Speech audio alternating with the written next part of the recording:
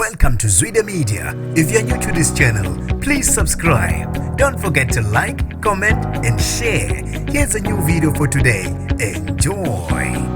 Akuvalwe amehlo kwenzeka isiphihli sengozi ku-N3 eMaranhill edlule nenqwaba Yemiphefumulo sashiya inqwaba yabantu belimele. Nginibingelele ngiphinde nginamukele kuphinda kuphi lanibolo khona le video. Mangoqala usijoinele likhasi wamwelekela igama lami ngusibonga konke wakandanda Mothanda ungangibiza intatheli ka YouTube. Ishiywe ukukhala inhlekelele yenzeke ku-N3 eMaranhill edlule nenqwaba Yemiphefumulo la ukutholana khona phezulu izimonto ezingu9 okubalwa nama-truck amabili. Kubikwa ukuthi i-truck ebelithwele umthwalo lingene ngaphansi kwemonto encane maqede kwashona besifazana abane kwalimala inqwaba yezimonto nabantu abebephakathi. Abezosizo oluphuthumayo iMed Response Search and Rescue Division bafike ngokukhulu ukushesha endaweni yesigameko bathola imoto ezisithupha zikwinhlekelele kanye nama-truck amabili kwathi eyodwa ingene ngaphansi kwe-truck kwashona abantu besifazane abane. Kubuye ukuthi kuphazamiseke ukusebenza khona emgwaqeni ngayo lentekelele edale ukuphazamiseka komgwaqo. Abanye bebelimale